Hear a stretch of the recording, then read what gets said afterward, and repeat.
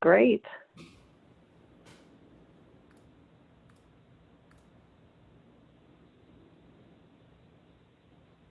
Tamara, I saw you yesterday, and I think I saw you this morning on the, weren't you at the roundtable breakfast? Or I guess we didn't call it a breakfast since we were all virtual, but at the business roundtable as well.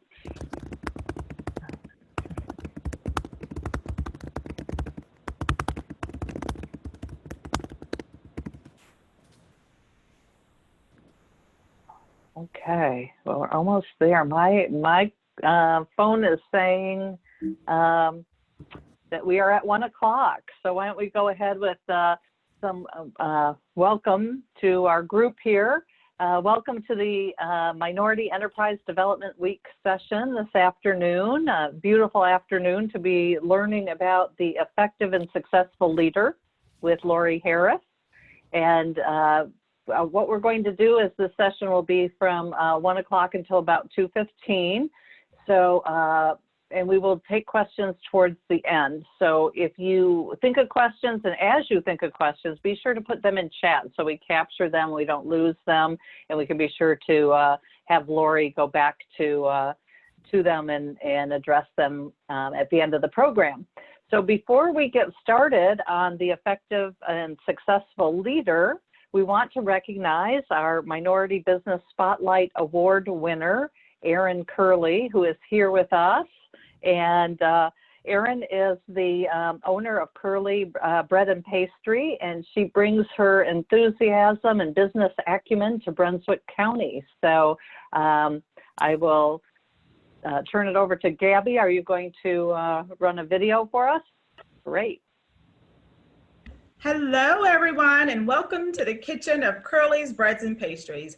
My name is April Scott. I'm the director of the Small Business Center at Brunswick Community College, and I come to you today very excited on behalf of the 6th Annual Cape Fear Minority Enterprise Development Week Recognition Committee.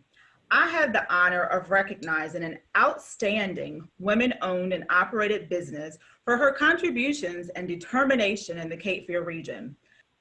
Well, Erin is truly a woman who's passionate and trained and educated, and which is why, you know, you were selected and someone thought enough of you to nominate you. So on behalf of Cape Fear Minority Enterprise Development Week, it is my honor that I present to you the plaque that you already have in your possession, which was made by Kids Making It, located in Wilmington, as a thank you to you for all that you do.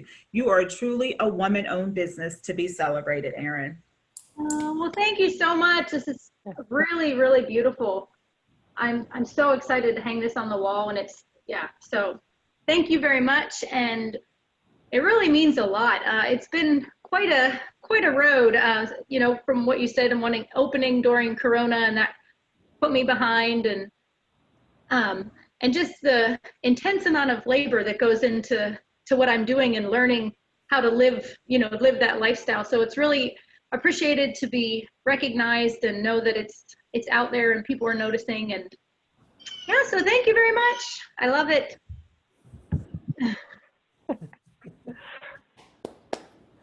Oh, congratulations, Erin.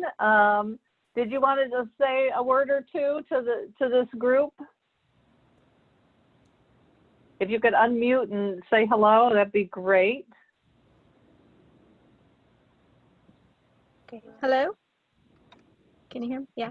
Hi. Yeah.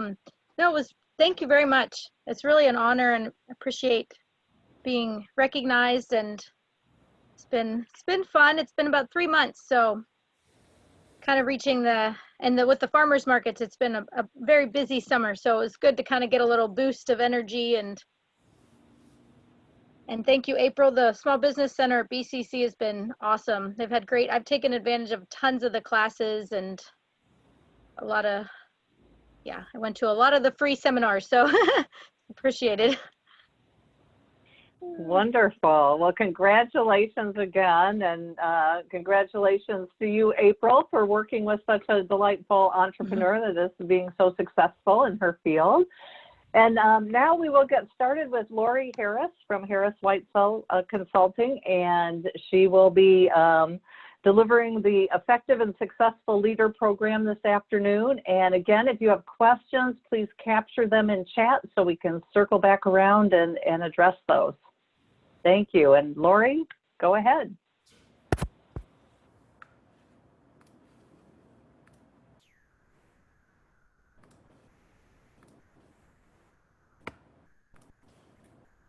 Hello, everyone, and good afternoon. On behalf of Lynn Whitesell and I, we're managing partners of Harris Whitesell Consulting.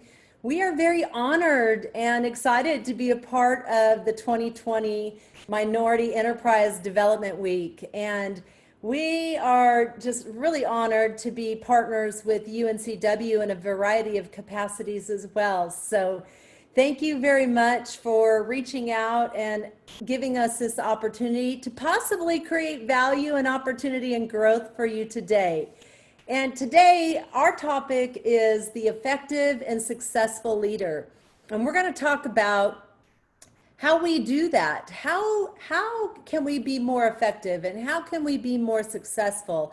And it just seems very simple, but yet in reality, it truly is complex. And it's a lot of fun as well. So the first area we're going to talk about are those areas of life importance. So before we can be effective and before we can become successful, we have to do that self-mastery, and we've got to begin somewhere, and we've got to dig in. And as Simon Sinek says, we got to dig into that why. And so those areas in which really drive us and motivate us often come from kind of a universal truth around those social and family relationships and those career and educational aspirations, those money and personal financial areas that we focus on, as well as the physical, the health and recreation and leisure. We can't forget some of those just basic life routine responsibilities we have, and then the society and community connection as well. And most importantly, is that mental and emotional and spiritual health. And this statement below on this slide, I think there's some key words here I think that I want you to focus in on, and that is element of focus, achieve healthy life harmony, create awareness.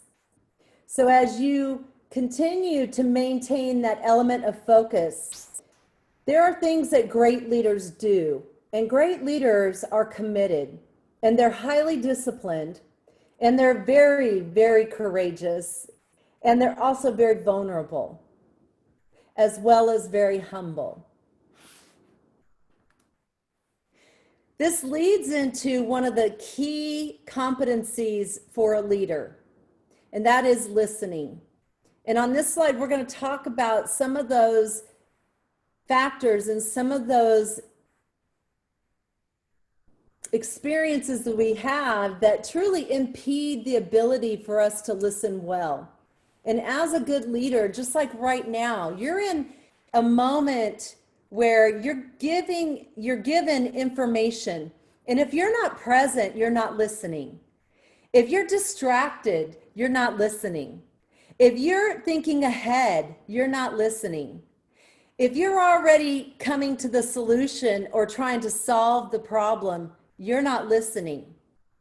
So these areas such as noise or physical discomfort, that impatience that we often get because we're so anxious to get to the bottom line, or other than trying to identify those facts and details, focusing on what's not right or the imperfections like the stutter I just had, being very judgmental and judging others rather than seeking to understand, and trying to solve the problem and find the solution instead of really listening to what the other person is actually saying, and imposing personal views. Your own view is the only correct view, therefore you're just not hearing it, you're closed off.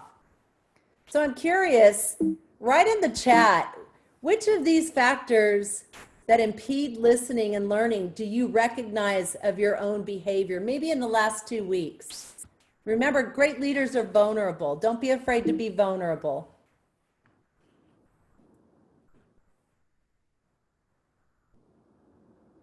Gabriella, do we have any?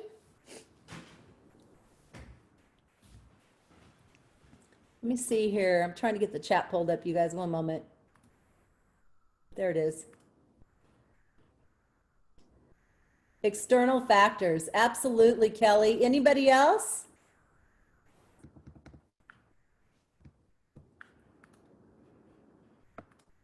Oh. For some reason, you guys, I apologize. I'm having a little bit of technical difficulty here. Darn it. That's okay. We shall move on. We will be resilient here. So what's important here is that you begin to identify those factors that are truly keeping you from being a good listener and being attentive and being present in that moment. Think about these things and how they negatively impact you. And often we have to ask again for somebody to repeat their message, or we have to go and we make an assumption. So I want you to take some time after this session to really sit down and maybe think about one or two of these things and write yourself an action item how you might do that differently next time that you're listening to someone.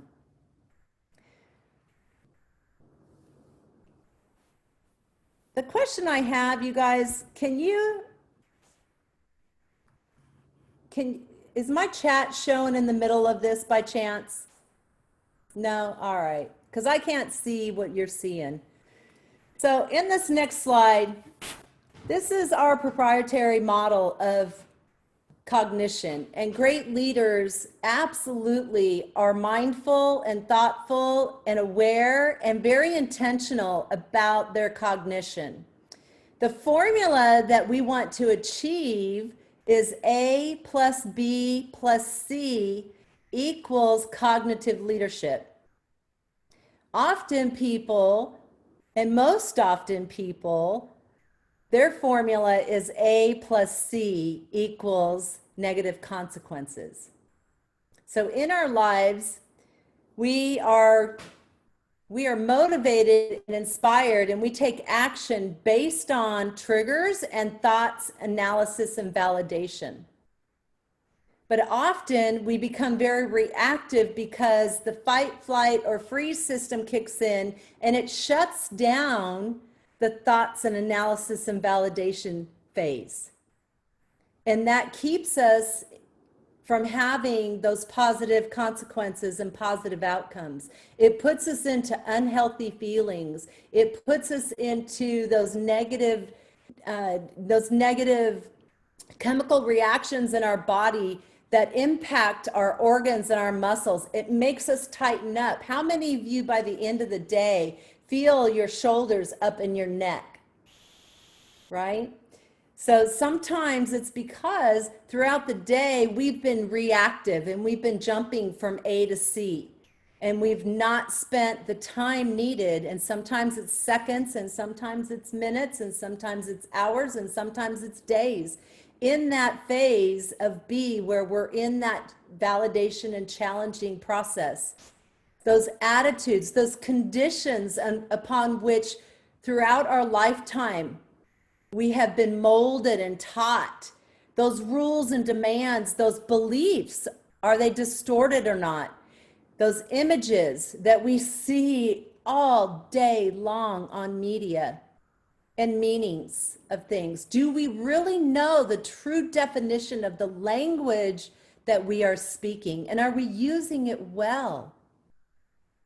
So what, again, we want to be able to have those triggers, pay attention to what our body's saying to us, take that time to really go through the process of gathering information and data to really validate our thoughts, our beliefs, and our decisions to move us into those good feelings that really create the momentum and the motivation and the inspiration to make amazing things happen, so that it's constructive, it's cohesive, and it's effective. It starts and ends with you. So we can't shame and blame anybody. We cannot even attach it to anything else in life. And this heart and those thoughts and these words and those deeds are the outcomes, and those results we own. It is your life's narrative, your purpose, passion, attitude, intentions that feed your thoughts and beliefs, your energy and your words, and your deeds and actions. So let's take a look at those 8 behaviors of bad leaders. These are 8 traits. So do you know someone, or have you ever known yourself to be, it's all about me, or it's, you know what, it's all about them. They're so egotistical. They're so arrogant.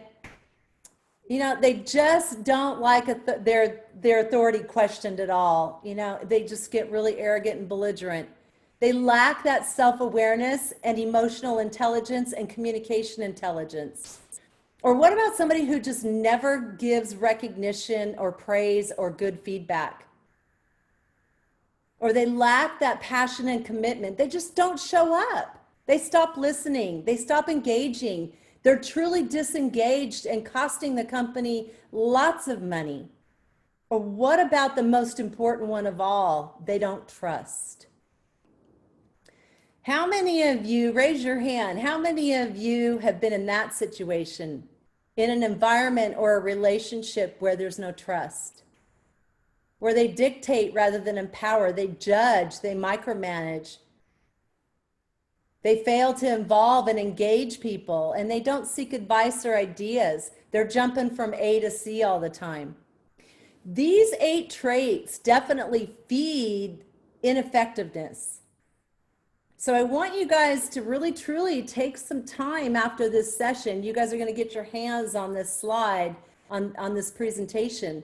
And I want you to do that self-mastery. Go through here and be vulnerable. Be honest to yourself. Select some of these that are true about you. Don't worry about what others are doing. Focus on you. And how can you be a better communicator? And how can you not be egotistical? And how can you trust more? And how can you praise others and be grateful? And how can you get out of a fixed mindset into a growth mindset? And how can you support your teams better? And how can you show up and have more character and integrity? And start and begin that process of self-awareness. And this is where it starts, ladies and gentlemen. So we're going to activate a poll, and I would like for you guys to give me a moment here. I got to pull it up. Gabriella, I might need your help.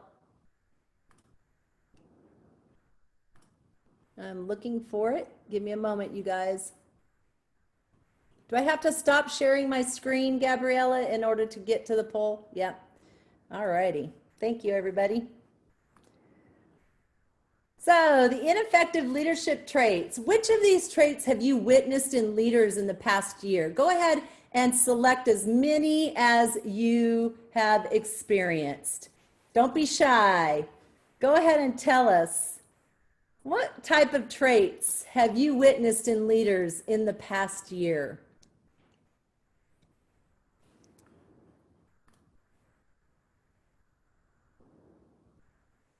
Whoops.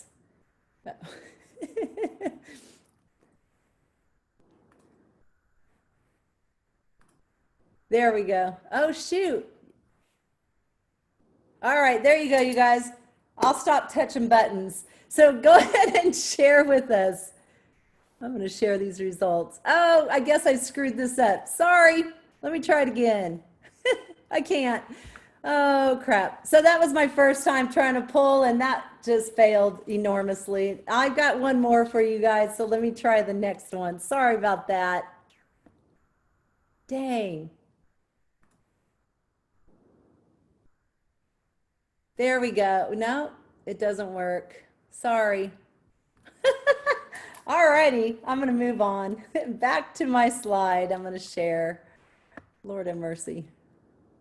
We can edit that out, right?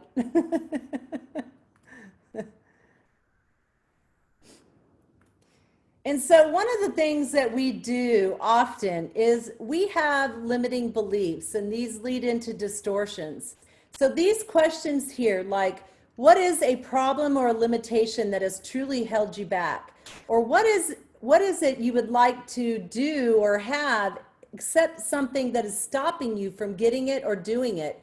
What is it that is really stopping you from getting what you want? Or this is a problem because, and it means this. And repeat that as many times as you need to until you get to the bottom of what is it that's truly limiting you from moving forward and being more effective. These questions will help you narrow that down. This is an excellent exercise for yourself. And if you're working with someone and you're a leader as coach and you're trying to coach them through a problem, these are questions that can truly help you narrow down those behaviors that are keeping you stuck. And it leads into mistaken beliefs, where negative self-talk stems from, and they are deeply rooted in the beliefs and assumptions that we hold about ourselves, other people, and life in general. And remember, if we're in the other people phase and we're having negative talk about other people, it's because we're deflecting. We're not owning up to what it is that's really bothering us or really keeping us from being effective. Some examples of these mistaken beliefs are: life is a constant struggle. So are you a victim? Are you a victim of your experiences? Are those experiences truly your excuse for not moving forward? I should always act nice no matter how I'm feeling. Are you hiding? Are you not being transparent? Are you not being truthful? Are you not being productive? Am I nothing unless other people love and approve of me? You're allowing other people to define your character, your values, your desires, your competencies. Take control of that. I'm not as important as them. My feelings and needs are not as important. That's your self-worth, not your self-esteem. That's your self-worth. Align yourself back to your values and get moving in that direction. Focus on your values and align them to what it is that you've got to take care of and your goals. I can't cope with scary or difficult situations. This is catastrophizing. This is giving yourself that belief, that limiting belief that catastrophe is something that you can't handle.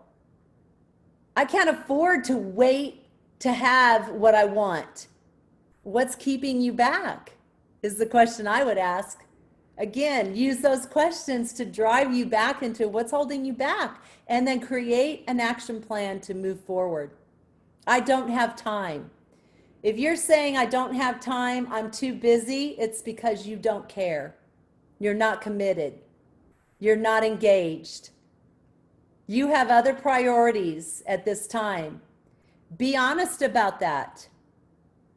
Be honest that at this time, I'm not able to do this. However, by the end of day today, I'll be able to review it and I can get back with you tomorrow. Is that all right?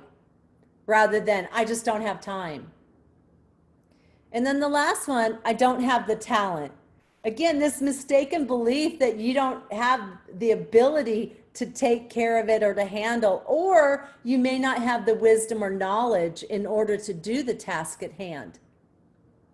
At a deeper level, I don't deserve to have the things I truly want. Believing this means that you won't even try to get what you want, which is actually the surest way to guarantee that you won't.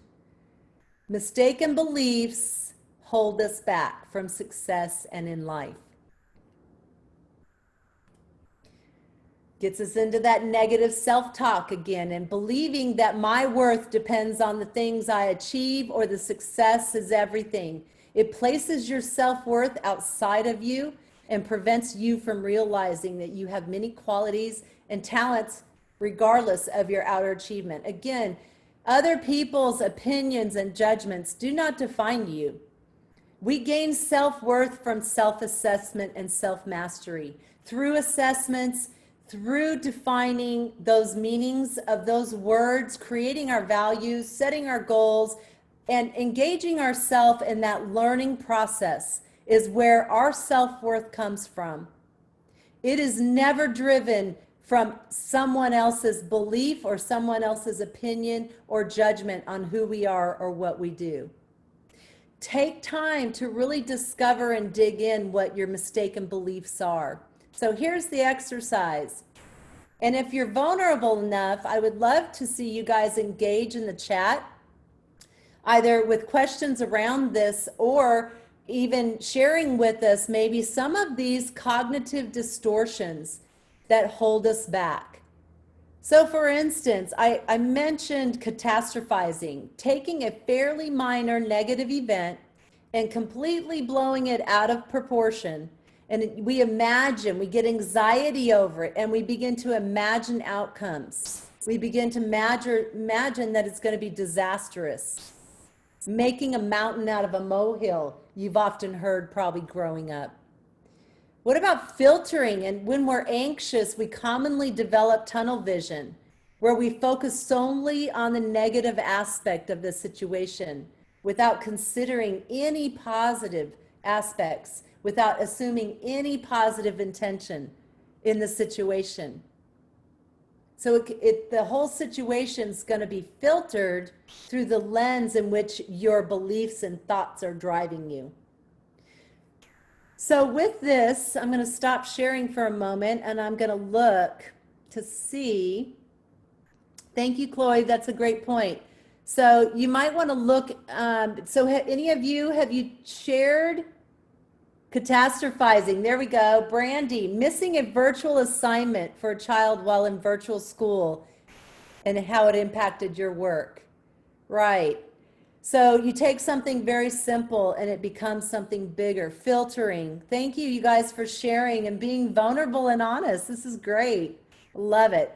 Again, great leaders are vulnerable and they're honest, and they, you know what? They get it out there so that they can move it out of the way and get on and be more productive. And the more that we're honest with ourselves and begin to really identify with those things that are keeping us stuck, the sooner that we are able to pivot and get back to focusing on those things that are important, putting our energy where it matters and making that significant difference. So what got you here won't get you there, right? This statement is not just something that Lynn and I say. This statement truly comes from Marshall Goldsmith. And Lynn and I are both certified Marshall Goldsmith coaches.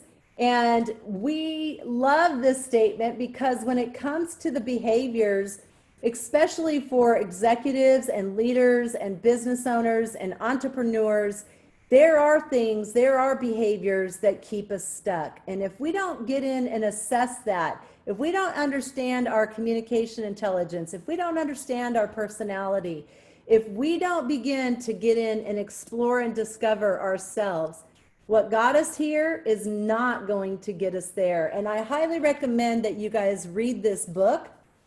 It's a great one. It's one of the greatest out there. Marshall is the guru of executive coaching globally. And Lynn and I are very, very honored to be one of his executive coaches in the world. And so if you want more about that, please visit us or give us a call. We're happy to spend some time with you and talk with you about that. But what got you here truly will not get you there. And so in those thoughts, in those limiting beliefs, in those disbeliefs that you may have, I am powerless and I am a victim of outside circumstances. If you are truly thinking this once in a while in your life, I want you to pivot. I want you to say, you know what? I'm responsible for myself. I'm in control of my life. I'm not able to determine the circumstances because I cannot predict the future, but I do determine my attitude towards that. And you know what? I'm going to dig in and I'm going to explore and discover and learn and apply my wisdom and apply my abilities, and I'm going to collaborate and get that information I need to make it the best I can. You know, if I take a risk, I will fail. I will fail. Other people will reject me. What about embarrassment? What about all those other things? Here are some counter statements that you can do with self-talk to help you shift as a leader. Because at any given point in a day, we're moving at the speed of light, and we've got a lot of different things going. And not that you're multitasking, because truly we cannot do that. Scientifically, we cannot multitask. But what we can do is we can have a lot of responsibilities that we apply our energy to throughout the day. And how well are we managing our energy into our priorities? And what is that self-talk that we're telling us in all of those circumstances and experiences that we're having each and every day? And then the other key about this is it's not only your self-talk, because as a leader, people are modeling their behavior after you. You are a mirror to your teams. You are a mirror as a leader in your organization. You are a mirror to the brand of your organization. You are a mirror as a citizen within your community. What we think, say, and do matters. And are we fair to ourselves? Are we kind to ourselves?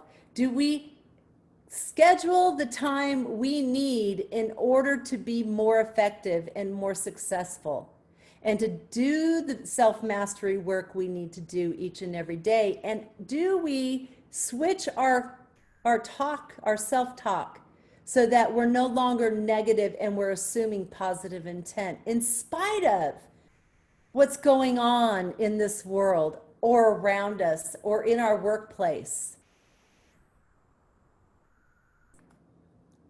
Confidence always results from a single belief, and the human mind is most remarkable, but even more remarkable is the human heart. And when you allow the heart and the mind brain to work very effectively for you and efficiently for you, you have the potential to be far more determined and resourceful and creative through a cognitive awareness and a cognitive process than most people ever will be. So geniuses may be born, but skill can always be learned, and cognitive leadership can be learned. Self-worth can be acquired, and you can have it. Abundance is yours. It comes from building those competencies and skills, putting the energy into those priorities that help you meet those goals and focus. Learning and problem solving, and you can't do it alone. You cannot do it alone. It requires you to not only take moments of independence and do it, but also to challenge it and to validate it with others and make sure that that data and that information is the good fit and that you've got the right people that are helping moving the momentum forward to be successful. And even deeper, getting into that intrinsic worth. Where do you derive your self-esteem from? Is it others, or is it from your values? Is it from your priorities? Is it from your vision and your focus that aligns to who you are and what you're doing and where you're going and the legacy that you want to leave? These are things that allow you to build the self-confidence into that self-worth. And guess what, you guys? You not only do you fall in love with yourself, but now you've positioned yourself to move outwardly and extend all of that into being more productive with higher levels of excellence and being able to achieve and have success, which creates lots of moments of happiness, and it gives you fulfillment for the contentment that we're seeking. And it gives us this cognitive agility, the ability to shift our thinking and adapt and be more resilient based on any stimuli, any trigger, any experience, anything, including, by the way, all of those things in the past that constantly creep up and take us down sometimes. So let it all go. Woo! That's a good Marshall Goldsmith thing. He always says, take a deep breath and woo, just let it go, right? Because once we get back into this and we focus and we begin to assume positive intent, when we are able to really shift our attitudes and challenge those rules and those siloed communities and engagements that are out there, and really get in and dig in and get the data and really source through those thoughts to make sure that they align. You then begin to see those stream of thoughts and attention. It transitions and transforms. You naturally and organically begin to assume positive intent. You begin to update those cognitions and beliefs, and you begin to have this multifaceted observation of not just who you are and what you're doing, but now you're beginning to see the big picture, and your vision is truly in alignment. The other thing that you get to do is unlearn. You get to deconstruct those thoughts, those beliefs that no longer serve your highest and best.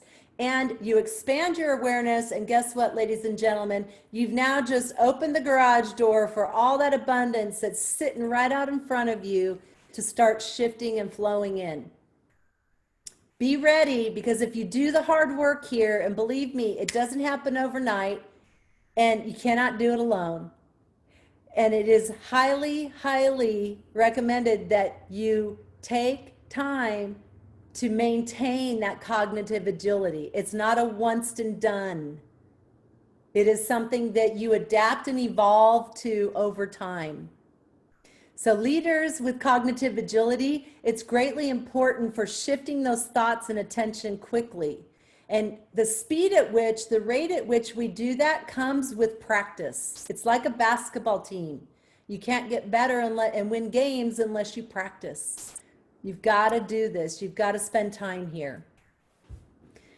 And it begins to develop that agile mind. So you begin to create those neurological pathways, and your heart and your brain begin to really function on a very high level. You begin to change the context in which you act and see. You begin to try something different. You become a little bit more exploratory and adventurous.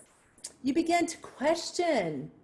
You get curious about things, about life, about everything, and you begin to be more spontaneous. You begin to have fun, and you mix it up. So try it. Mental agility gives you the ability to really dig in and pursue those goals, be more flexible, and be more resilient to adapt to all the changing conditions that happen constantly on an ongoing daily basis. Authentic cognitive leaders' characteristics are self-actualized. They are aware of their strengths, their motivators, their demotivators, the way that they communicate, their personalities, their leadership styles. They're aware of their logic. They're just deeply aware of their emotions, what triggers them, and they have ideas and solutions around how to manage that on an ongoing basis. And they are consistent with that. They are very disciplined. They do not fear mistakes, not in themselves or in others. And it's all about curiosity and lessons learned. And they don't fear looking weak. They don't fear being embarrassed. They realize that being self-actualized is an endless journey. It's never complete.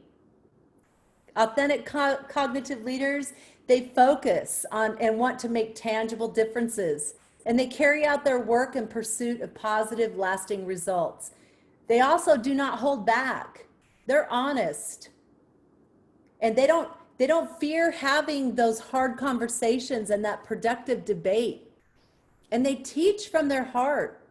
They know how to manage and share that passion and that purpose, and they motivate and they serve to help create value, that growth and opportunity, not just for themselves. They do it for their teams, they do it for their organizations, they do it for their stakeholders, and they do it for the quality of life of their community and their nation. And they're humble, and they're disciplined, and they're courageous, and they value and model integrity. They live authentically, they forgive themselves when they don't, and they give others permission to do the same. They're a lot of fun, a lot of fun. And so I'm going to share this with you. This came from Harvard Business Review, and this is an actual self-actualization model of the elements of value. And these 4 areas are defined at the rate of which organizations or people or teams are able to transition into that social impact of self-transcendence. But this also applies to us as humans.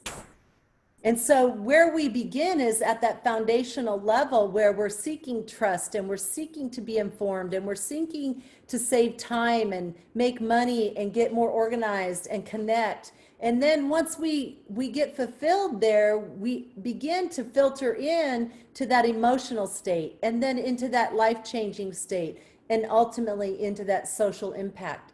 And it's not that you go from one to the next, it's a blend and it's a moving river that actually flows into that opportunity for excellence and success. Here are a few personal defining values that you may relate to. And this list we use often because these are some of the most common values that people associate with when they go through a values exercise. And I highly recommend, you guys are going to have a chance here to identify 5 values, but I highly recommend that on a monthly basis, you come back to visit this. And you go through that phase B and you really look at this and challenge yourself to say, is this true now? Is anything missing? Do I need to add an additional value? Do I need to take it away? Do that stop, start, keep, pause exercise that allows you over a period of time to create a value statement. So these are some of those common values. And in this presentation, you're going to have the ability to sit down and you're going to, after you've gone through and you've really dug in and looked at this, and maybe you even go the step further and you go out to Google or you go research this a little further and you begin to list those values. I recommend that you start big and you list as many as you can, and then you begin to group them. And you get it down to where you can actually create one word. And if you can get to 5, you have one word, and then you define that word. Because often in the definition, you'll find you're going to wrap in some of those others that you bumped up into categories. But give yourself the ability to start with your values. Good leaders know how their values align to their life purpose, to their work, and to their relationships. I want you also to think about, do these values really truly make me feel really excited about life and make me feel good? Are you proud of the top 3? And would you be comfortable to tell people you respect your values? And the moment you begin to share your values, your motivators, your demotivators, your strengths, you begin to share that outwardly with people who care about your well-being and your success, you are going to find that alignment of that relationship is going to exponentially become better. People begin to want to help other people become more happy, have more moments of experience of happiness, and be more fulfilled. So don't be shy, don't be scared, be vulnerable, and ask them. Share that with them. Change it if you need to. And do these values represent the things that you would support, even if your choice wasn't popular? And that's the hardest one, ladies and gentlemen. We live in a society right now where everybody has an opinion about everything. And sometimes our core value doesn't align to what's out there socially and what's most popular. Can you still stand strong in spite of what the popular crowd is doing, saying, or thinking, or believing? Let your life, let your work, and let your legacy be driven by your core values.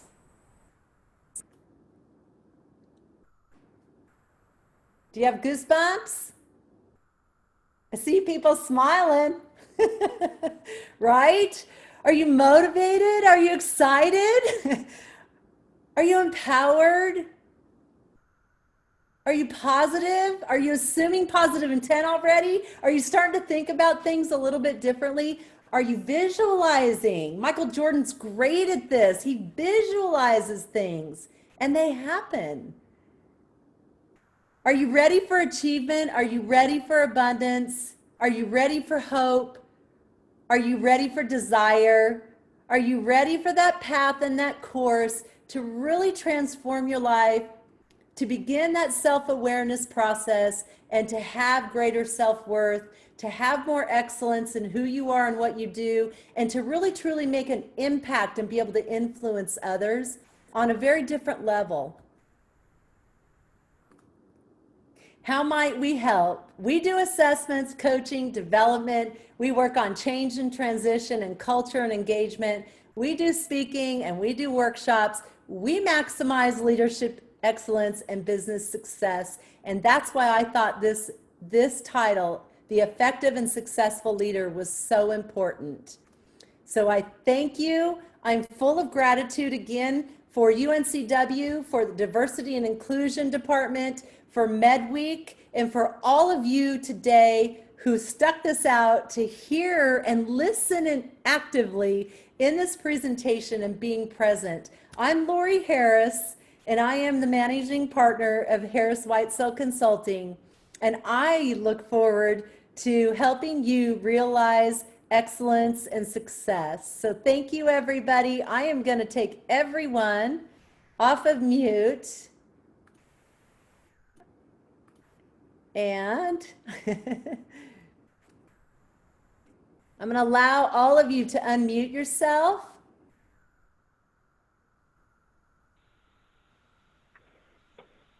And so, Gabrielle, do we have questions?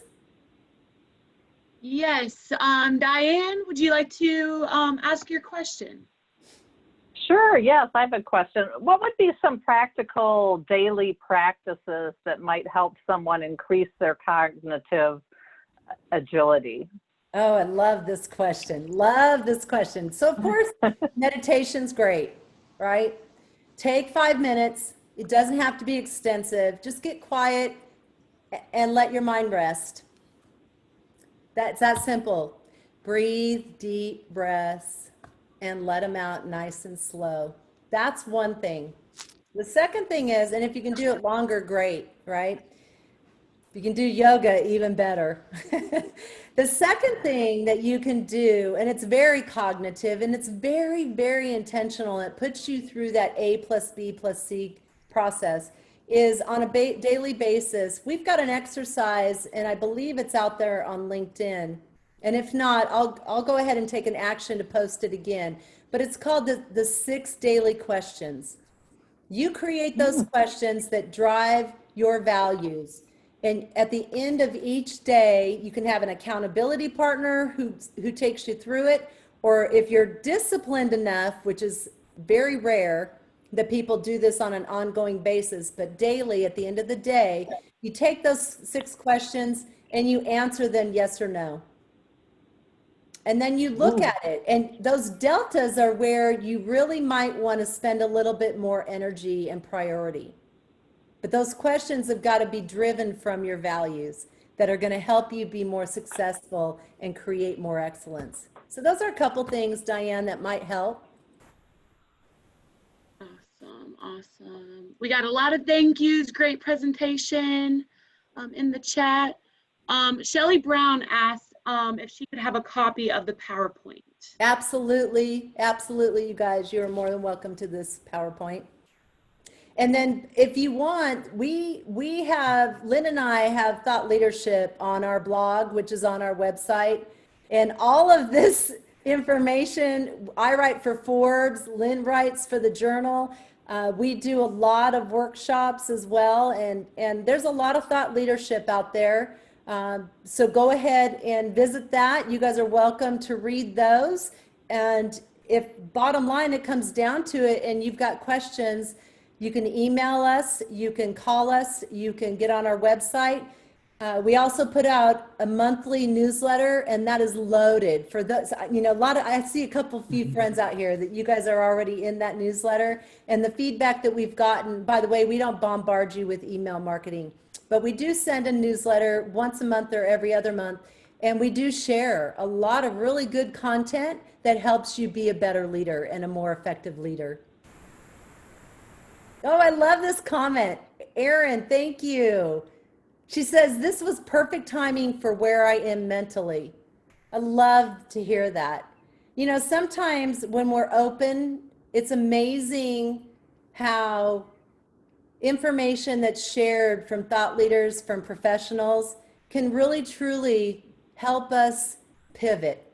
It can help us move us in a direction that really truly takes us into that next area of where we're going to realize excellence and success. And it might be your business partner, it might be your best friend, it might be a total stranger like me or Lynn who presents information.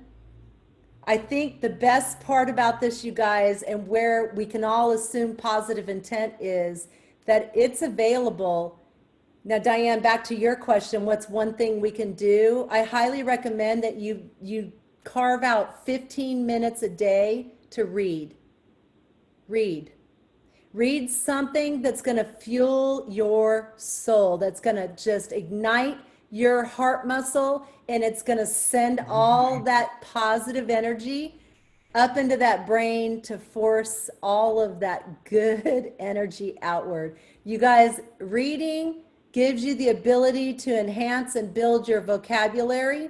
It gives you the ability to be a better speaker, a better leader, and a better daughter, mother, father, whatever it is. So read. Take 15 minutes and read. So what brought you and Lynn into the world of executive leadership, and what's your background that kind of led you on this path? You guys, this is a great question, Diane. And, you know, we get asked this quite often because Lynn and I are kind of like yin and yang. We're truly this. And we come from, you know, different backgrounds, but our heart and our brains are in that same place that drives us forward to really, truly help people become more successful and organizations realize organizational success. So, for me, and I'm not going to speak for Lynn because she's on here, and for me, my background is very diverse. It's very inclusive. And I've had the honor and the privilege of working in multiple industries. You know, I've worked in media. Many of you locally know me in media, but you don't know what I was brought in for those positions. You thought I was the marketer. But I wasn't. I was brought in to do mergers and acquisitions, and I was brought in to do launches of big market products. And the other part of this is that I have a background in energy and gas and oil. I have a background in education and automotive and manufacturing. And I have so I bring some amazing experience to the table. And I had my own consulting company when I lived on the West Coast for almost a decade. I ran a nonprofit as well. So I bring quite a lot of success. I was, you know, highly awarded and highly recognized, which I'm saying that not to boast. I'm saying that because it brings a lot to the table. Remember, we talked about self-worth, and we talked about not allowing anyone else to define you.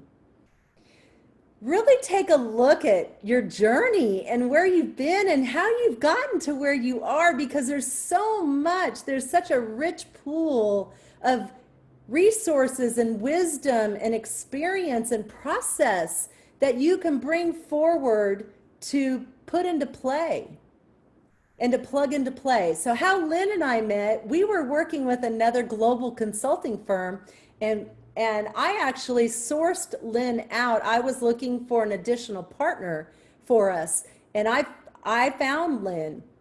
And at that point, I just reached out to her. I didn't know her from Adam. I just knew about her. And then in my research, I found out even more about her.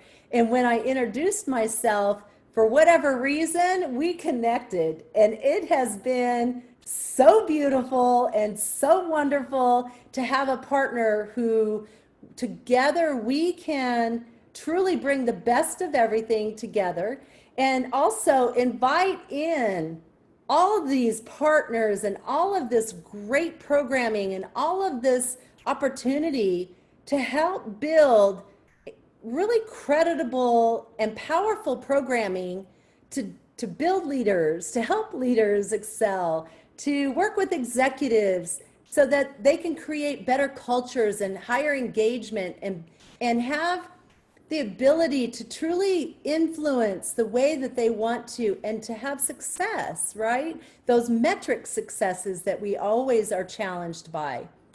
And so with that, Lynn, go ahead and pop in and talk about you a little bit, because she's a powerhouse, y'all.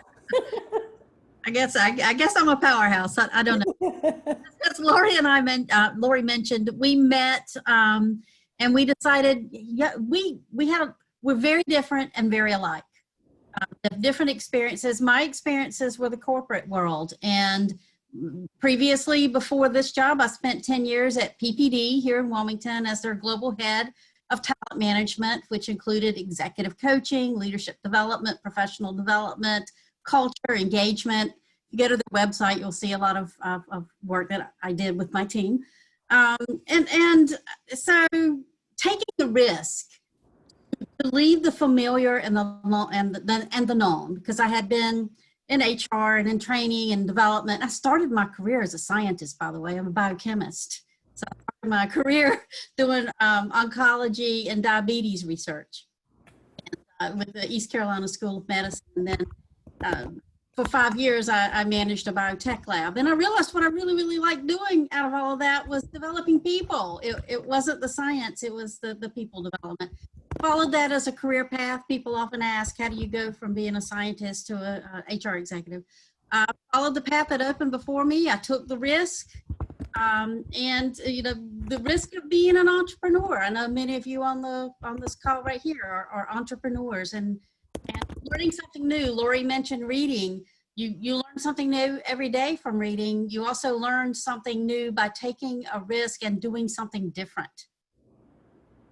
And so that's what we've done. Very proud of what we've done. Very happy to be able to provide what we provide. And we get our joy from the success of others, because that's what we're all about, really helping successful teams and people and organizations become even more successful. And so when that happens, that's where we feel really great. Yeah, I'm pretty honored too. One of our partners, we're partner and consultants, certified consultants with the Forte Institute.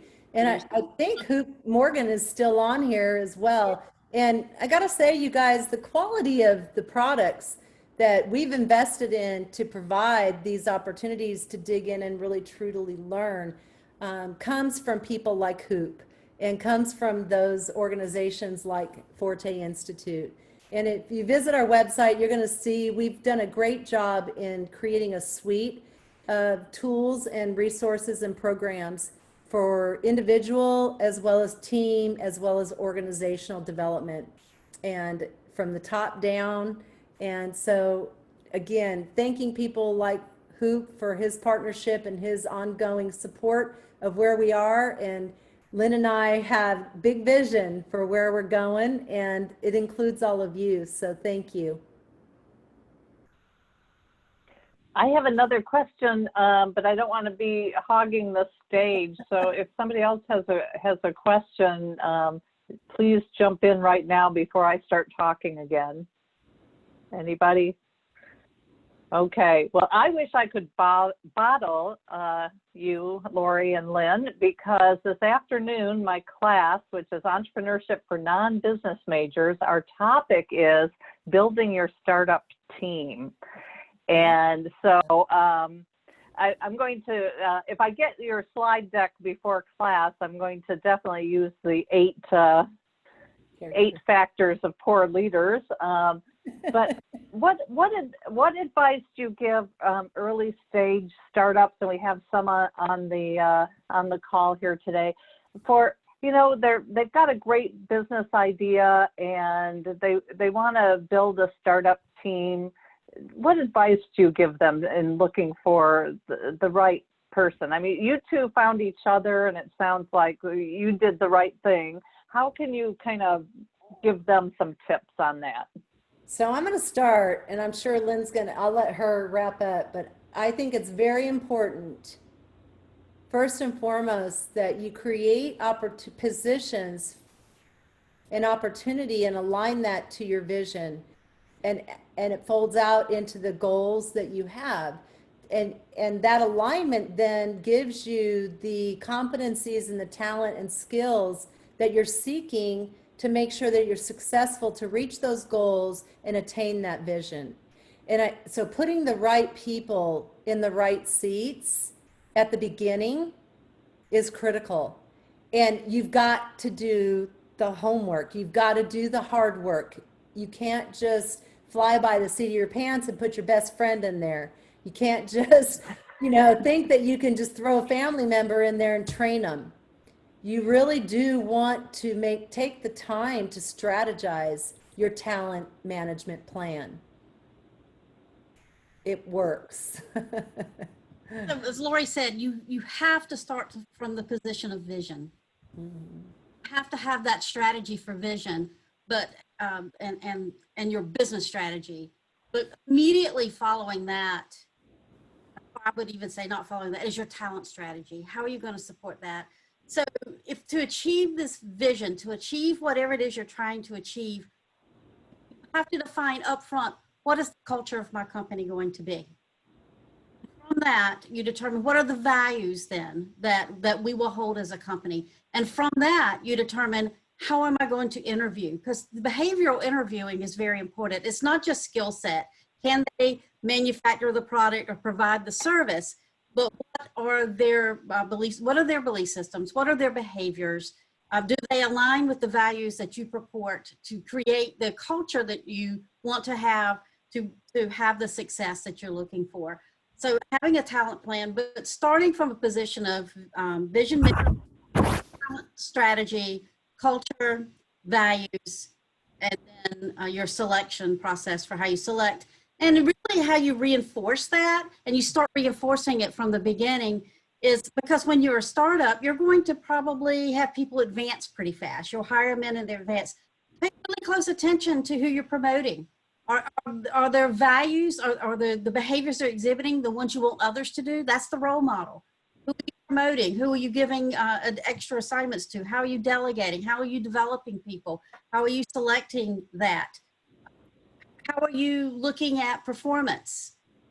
How are you making it all very, very clear that it aligns and is complete alignment with your values and your culture, which aligns to your strategy?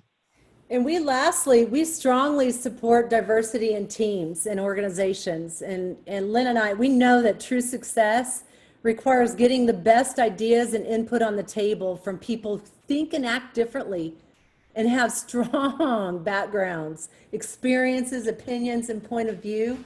And we encourage and coach leaders to explore the richness of diversity by building diverse and cohesive teams. And they have to be founded in that trust, that vulnerable trust, and in mutual respect. And that statement is Lynn and I's diversity statement. And we believe in that. We live and breathe that. And I got to be honest, and when we work with clients and they begin to infiltrate these concepts and these theories into their talent management strategies, and talent management strategies not being about media or acting or entertainment, truly about bringing in the right people to your organization and having that strategy around that. They become very effective as an organization, and those individuals become very successful. There's so many opportunities being a startup. You get to decide now Yeah. what you want to be and how do you want to get there. You're not trying to correct anything. You're getting to build it. What an opportunity, and how scary is that? All at the same time. Yeah. So, build what you want, because if you just let it happen, it will be what it will be. You'll end up somewhere, but is it where you wanted to end up? It will run you versus you Right. managing and leading it. Yeah, definitely. Did that answer So your you question? mentioned, yes, it did. That was great. And you mentioned a couple of my favorite people on the call. You mentioned Simon Sinek and Marshall Goldsmith. Who are some of the other leadership authors and thought leaders that you follow or you like to point people to as a resource? So of course, with our team work building and our team building programs that we are authorized partners with Patrick Lencioni and the 5 behaviors of cohesive and ineffective teams and cohesive teams. And so if you can get your hands on a number of his books, they're phenomenal and very, very resourceful. We do offer workshops and individual development programs for people around those concepts and those theories as well.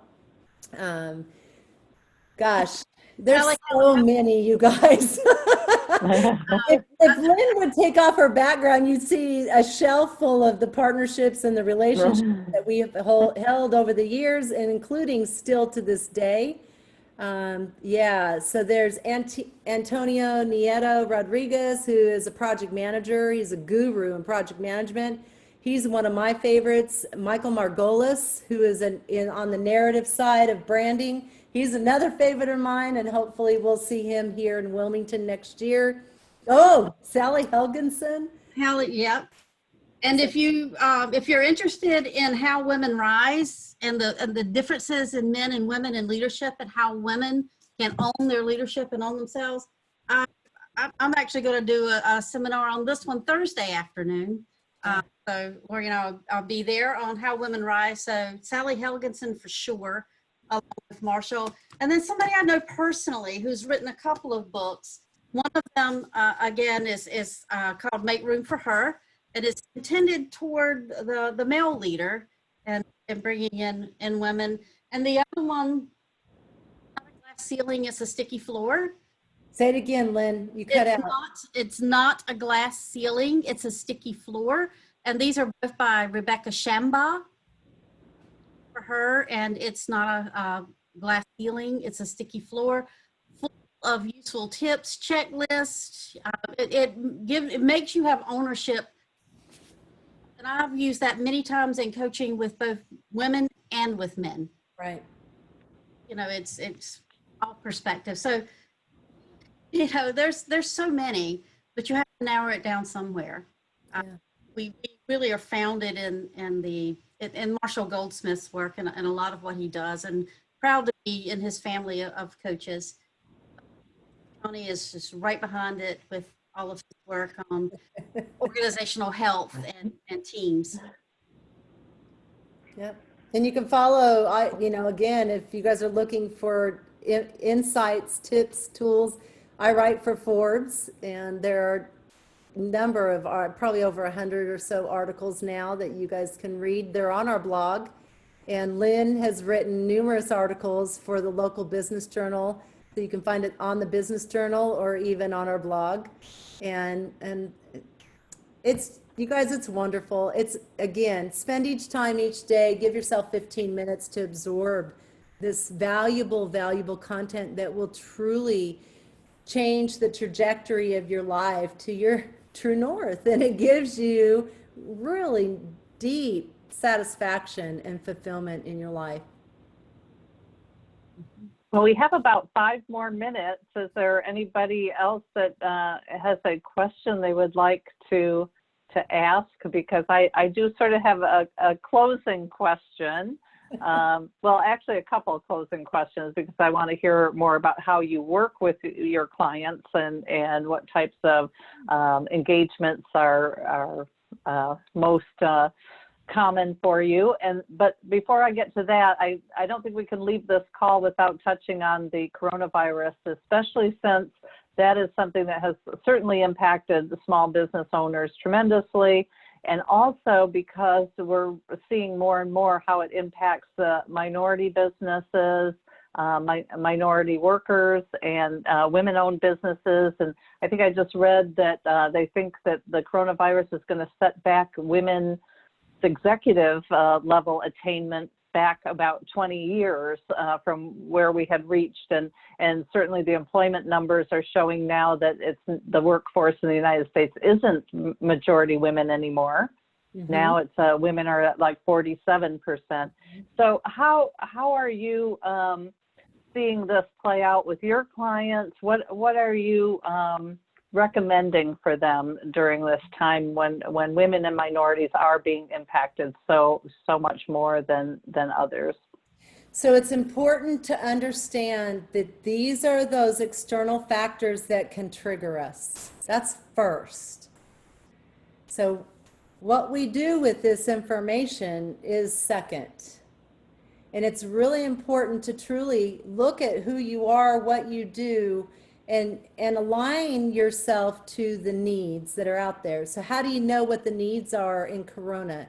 You have to shift. You have to find those new ways to connect and to communicate. And Lynn and I made a very strong decision because 100% of our contracts were frozen in March. And we went, whoa, at first it was like, oh my gosh. However, it was very important for us. We decided to stay true to who we are and what we do.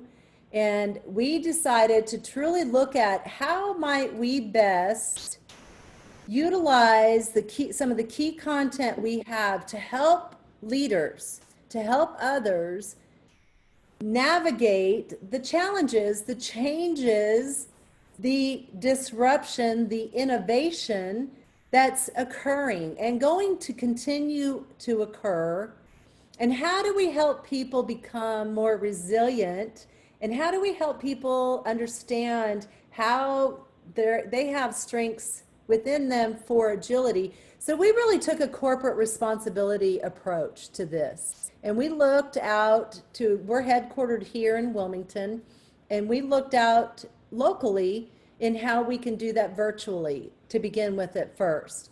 Now, as we've been dynamically moving through the regulations and the constraints that are there, we have adapted. We continue to adapt, and now we're kind of in a little bit of a hybrid mode. And we've also, though, been very, very cautious because there are health, conditions and health situations that could be life-threatening.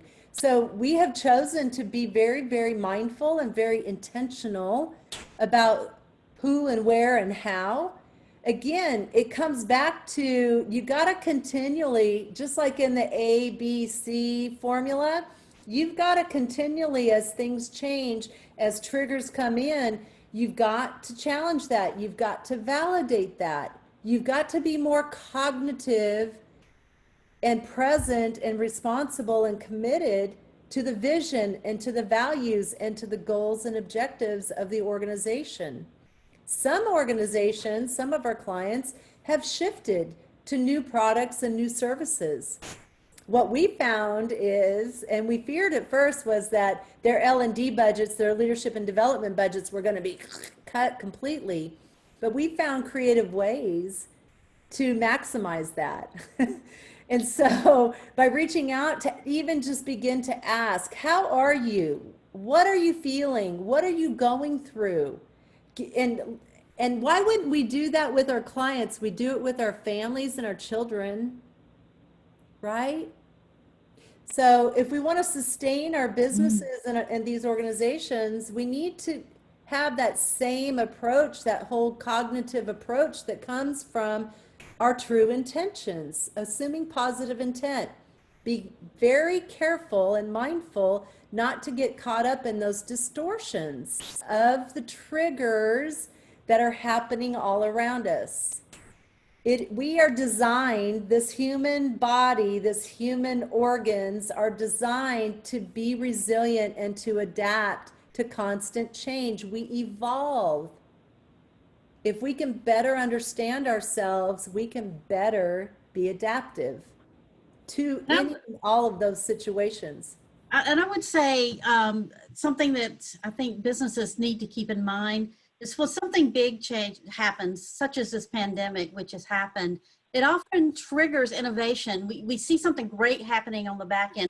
For instance, I would bet anything, and all the research I've done, and I've been actually saying it for years, we won't fully return to the previous operating model that most companies had, that if I couldn't see you, you were doing work. I mean, we've lived in Zoom land, and you know, it has worked. So, you know, there's changes. And so this companies say they're innovating, but what they're really doing is they're just improving. And I'll just make this statement.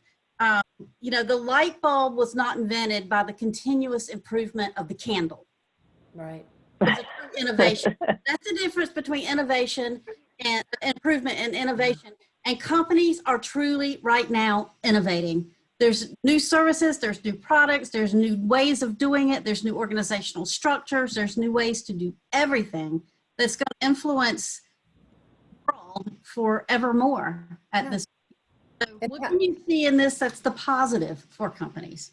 And what's the opportunity? You know, really begin to ask the question, what's the opportunity? What value can we create? Mm-hmm. Yeah. Gosh, well, I can keep talking with you forever, but I see we are at 2:15, and Gabby has entered some interesting things in chat. The next session at 3 p.m. is rapid realignment, moving from crisis to opportunity. Seems like a good follow-on to this discussion.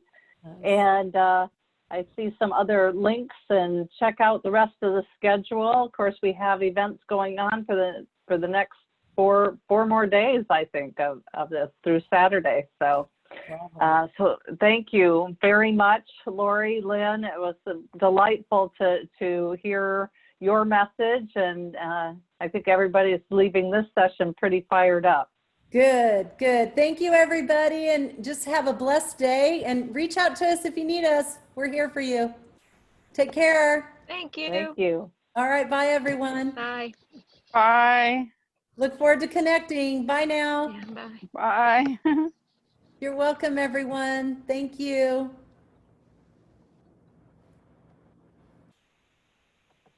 That was fun. Nice job, Gabrielle. Nice job. Really Sorry, go ahead, Diane. interesting stuff, Lori. Great job. Thank you. Really Thank you. good. Yeah, we got great everybody thinking. Too fun. I love And it. send me your PowerPoint so I can use it at 3:30 in my class. You got it. I'll get it over to you. Great. Thanks. Hey, See you y'all. later. Hey, Gabby, are you gonna Gabby, are you gonna email that to us, that presentation, or did I miss that somewhere? Lori, whenever you send me over your final registration report, I'll send out the survey, and then I'll also attach the PowerPoint. Perfect. To everybody that showed up. And then also, you guys, I am going to put it in and link it, and it will be available in our newsletter as well. Yep. Wonderful. Thanks. Yeah, we'll put it out there. Have fun. Okay. Bye. Bye, Lori. Thank you. Bye, guys. Yeah, take care.